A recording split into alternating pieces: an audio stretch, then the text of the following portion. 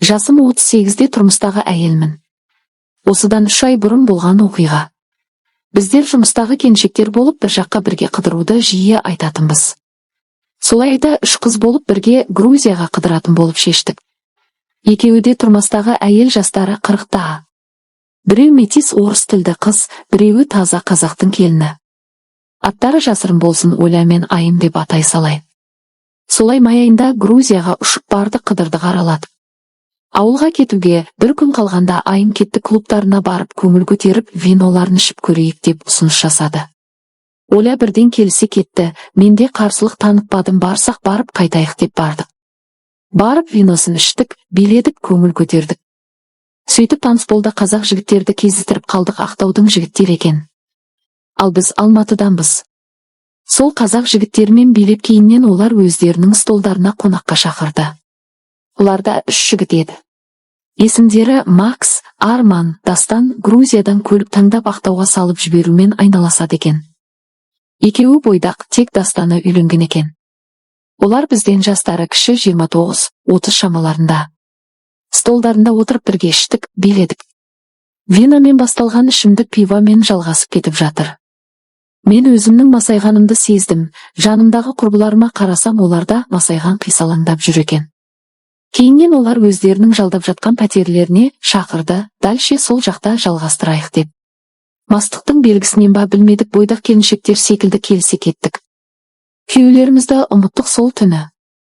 Сөйтіп бізді 3 бөлмелі пәтерге әкелді.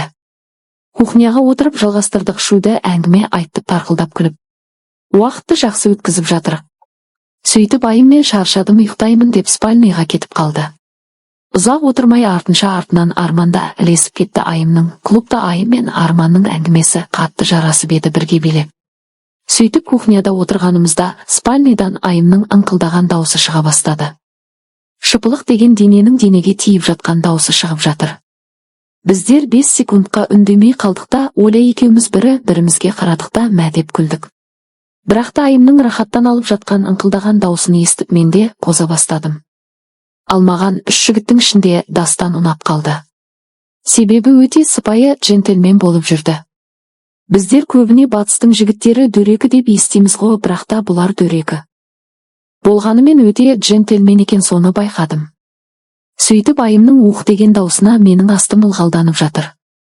Бір кезде Дастан маған көзімен кеттік деп ымдады. Мен бірден түсіндім жатын бөлмеге шақырып тұрғанын. Бірақ өтірік түсінбегендей, мимикамды түсінбедім, қайда дегендей кейіп таныттым. Ол жүрші шайтан ғой деп жайлап өзімен бірге тұрғызып алып кетті. Сөйтіп коридор үстімен өтіп бара жатып Айымның бөлмесінің есігі азғандай ашық тұр екен. Сығалап қарап өттім едім, Айымды итше тұрғызып қойып Арман ұрғылап жатыр екен. Оны көргенге менің астым одан сайын ылғалданып қатты қозып кеттім. Сөйтіп Дастан мені түпкі бөлмеге апарды. Мені өтірік аңқауланып, мені неге шақырдың деп сұрадым. Ол болса үндемеді да бірден ернімен жабысып кетті. Мен тоқтаттым да, қой олай болмайды, менің күйеуім бар деп бірден берілмейін дедім. Бірақ өзім қатты қалап бара жатырым. Бір шетінен ішін қорқыныш сезімі де бар, себебі мен күйеуіме бұрын опасыздық жасап көрмедім. Ол қорықпа, күйеуіңде құрбыларыңда білмейді, ешкімге айтпаймыз деп мені көндіргісі келіп, тағы ернімен жабысып бірден астыма қолын салып астымды ұстайды. Содан ол астымның ылғалын сезіп, сенде бұны қалап тұр екенсің ғой деп жымиды да күштеп ерніме жабысып жайлап шешіндіре бастады. Содан кейін менде қарсылық танытпадым. Диванның үстіне құлай кеттік те ішім киімді шешті. Ол жайлап менің алмаларымды сорғылып денемді сүйбілеп жатыр. Ішімнен тездетіп бастаса екен, тездетіп тықса екен деп жатырым. Тууға асығар емес. Бір кезде ішімнен сүйіп жайлап астыма түсте, астымды сүйе бастады. Рахаттан денем босап, 2 аяғым аспанға тік көтерілді. Ал ол болса тілімен астымды жалап, тілін астыма тыққылап жатыр. Бұрын мұндай деген нәрсені істеп көрмегем. Өмірдің рахаты осы екен ғой деп басым айналып жатыр. Үйленгені көрініп тұр, жасағаннан опыты баршылық екен, шамасы әйеліне жасап үйренген аудим. Менің күйеуім маған жасап көрмеген. Сондай рахат нәрсе екен. Күн тимесімді мороженое жалағандай жалап жатыр, ал мен оның шашын умаждап жатырым. Бұл рахаттан кейін оның маған тездетіп кіргенін қалап жатырым. Шыдай алмай шашын тартып өзіме қартып тездетіп тықшы деп сыбырладым. Ол қазір деп мүшеқап киейін деп жатқанда, мен киме қорықпа, менде спирал бар, 2 қабат болмайым деп кигізбедім. Мен сені толықтай өзімде сезінгім келеді дедім. Ол жаймен өзінің аппаратымен күнтимесіме тығып жіберді. Тыққан кездегі рахатты сөзбен жеткізу қиын. Вина әсерінен бе әлде әсерінен ба білмедім. Кайфы ерекше болды, себебі мен бұрын ішімдік ішіп және жалатып жатып көрмеппін. Әлде күйеуім емес бөтен адам болғасын болуда мүмкін, себебі мен күйеуімнен басқа адаммен жатып көрмегем. Ол баяу қозғалып шығарып салғап жатыр. Ал мен болса балқып ләззаттың рахатына кіріп жатырым. Мен қаттырақ істеш деп құлағына сыбырлап жатырым. Ол болса асықпашы, мен сені қаттырақта, жайрақта ұрамын деп. Сенімен ұзақ болғым келіп жатыр дейді де, маған тоңқайшы деп мені тоңқайтып қойып ісін жалғастырады. Оның сайманы кіріп шыққан сайын мен ләззатқа қатты бөленіп жатырым. Оның сайманы дәл менің күйеуімдікіндей екен. Ұзын да емес, қысқа да емес. Каждый кіріп шыққан сантиметрін сезіп жатырым.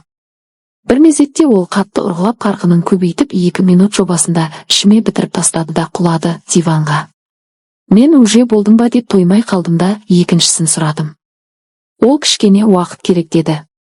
Мен кішкене күтуге шыдайтын емеспін дедім де сальфеткамен сайманын сүртімде ауызға ала бастадым сайманын тұрғызу үшін. Сорғылап жатсам да сайманы тұрмай жатыр. Мастықтан бұл кішкене демалып алайын тұрады ғой деді. Онда мен жуынып келем деп жалаңаш астымды жуға ваннаға кеттім. Коридордан өтіп бара жатып айымның бөлмесіне қарадым, әлі есіктері ашық екен. Оларда шаруаларын бітіріп болып күліп әңгіме айтып жатыр екен құшақтасып. Ал ванна сол кухня қасында екен. Ванна кірейін деп кухня есік жайлап ашып қарасам, Оля Макстың үстінде секіріп жатыр. Есікті жайлап жаптым да ванна кіріп кетіп астымды жуып жатырсам, Арман кіріп келді. Ваннаға сен барсың ба, ваннада деп тұрып қалды да, фигураң әдемі екен дейді. Мен жаңағы тоймай қалғаным бар болғасын оған күліп, фигураң ұнаса кел. Ұрсай дедім. Ол кел онда тоңқай деп мені өзіне қарай тартты да сайманын 1-2 қалап жіберіп тұрғызып тығып жіберді. Арманның сайманы Дастандікінен жуанырақ екен. Ол тыққан кезде тырсиып астым созылғандай болды. Ол Дастандай емес, бірден қаттырақ ұрғылып, жылдамдықпен ұрғылап шылпылдатып жатыр. Ал мен болсам ыңырсып ләззаттың неше түріне жетіп жатырым. Тек тоқтамаш деп жатырым. Ал болса артың неткен әдемі. Мынандай жамбасты бірінші рет ұрғылауым деп ұрғылып жатыр. Емшектерімді мыжғылап жатыр. Оның алмаларымды мыжғылап жатқаны қатты ұнап жатыр. Кеттік деп мені көтеріп алып тағы да бос тұрған ортадағы бөлмеге апарды да диван үстіне лақтырып өзі менің үстіме мінді де шапты. Мен астында тек тоқтамаш деп жатырым. Ол шаршап қалдым, сен мінші үстіме деп үстіне шығарып жіберді. Мен оның үстіне міндім де барлық өнерімді салып секірдім. Бізде де опыт бар ғой, күйеуіме үстіне секіріп қалған бәлемін ғой. Арманға ұнау үшін барлық опытымды салып секіріп жатсам. Дастан кіріп келді есікті ашып. Бізді көріп оның да желаниясы ашылып сайманы қақ тұрады. Мен де қосылайыншы деп алдыма келіп аузыма сайманын салып жіберді. Арманның үстіне секіріп тұрып Дастанның сайманын сорғыладым. Өзгеше бір сезім екен. Соның өзі бір ләзза екен. Бір уақытта Дастан кел 2 тесіктен көрейік деп артыма тыққысы келді. Мен жоқ, қорқам деп қарсылық таныттым. Ол қорықпа, зор болады деп мені көндіріп жатыр. Сөйтіп Арманның үстінде отырғанымда Дастан түкіріп сайманын ылғалдады, жайлап артқы тесігінен тығып жатыр. Құрттай ұшы кіргенде ауыртып жатыр дедім. Шынымен аштады екен. Ол сосын жаймен түкіріктеп бір саусағын тықты, норм ауыртпай кірді. Кірген кезде жайлап ұнай бастады. Сосын жайлап екінші саусағын тықты. 2 саусағын әрлі-берлі қозғап артымның тесігін үйретіп жатыр. Саусағын шығарды да сайманын жайлап тықты. Мен не болды, толық кірді ма дедім. Ол иә деп жайлап әрлі-берлі қозғала бастады. Ол қозғалған кезде өзгеше бір сезім болды. Астымда Арманның сайманы, артымда Дастан сайманы, екеуі жақтан қозғалып ұрып жатыр, мен айқайлап шылқып жатырмын. Екеуі де бір-бірімен қалысар емес жылдамдықтарын артырып жатыр. Дастан бұл түнді өмірімде ұмытпайтын шығармын. Артың тар екен деп ұрғылап жатыр. 2 құйрық майымды қысып алып, Арттан Сайман кірсе алдыда тар болады екен деп арманда мәз болып ұрғылап жатыр. Өмірінде опасыздық жасап көрмеген әйел екі еркектің ортасында ләззаттың шыңына жетіп жатыр. Өмірде барлық нәрсе болады екен ғой деп балқып дірілдеп жатырмын. Астымда арман алмамды сорғылап жатыр. Үстімде дастан желкемді сүйгілеп ұрып жатқанда дірілдеп алып сиіп жібердім. Арман Сайманын суырды да қолымен астымды қозғап бітіріп алғаныма көмектестіре қайтадан тығып жіберді де тағы да ұрғылап жатыр. Көп ұзамай екінші рет бітіріп алдым да болдым деп құладым. Маған тиіспеңші, мен болдым деп. Солай жатырғанымда ұйықтап кетіппін. Содан көп ұзамай оянып кеттім. Бір қырымен жатыр екенмін, біреу құшақтап алып ұрып жатыр екен. Қарасам Макс екен. Жайма деп итеріп жіберіп атып тұрдым. Ол не болды Жансая саған дейді. Бұл менің өтірік есімім, негізі атым басқа. Мен айттым басың жасайма деп. Ол болса өзің рұқсатыңды бердің ғой дейді. Оказывается, мен ұйықтап жатқанда ол келіп Жансая ояусың ба? Екеумізде көрмедік па деп сұрапты. Ал мен мастықтан ба әлде ұйқылау ояума білмейін, иә деппін. Сосын айттым қой шмак шатуға желание жоқ деп айттым да кухняға кіріп кеттім пиво ішу үшін. Кухняда Оля мен Айым отыр екен, күліп мені әңгіме қылып. Кухня кірсем Оля күліп ақты маған деп күледі. Не болды десем, Айым айтат барлық еркекпен болып шықтың ғой, қайсысы ұнады дейді күліп. Сосын қойш барлығы да бірдей Сайман ғой дедім. Сөйтіп таңға дейін іштік. Таңға жақын бәріміз де ұйықтап қалдық. Мен Дастанның қасында жатып ұйықтадым. Ертесіне ұйқыдан тұрғанда уже саумын мастықтар қаған. Жігіттердің беттеріне қарауға дәтім жоқ. Ұялдым жаман.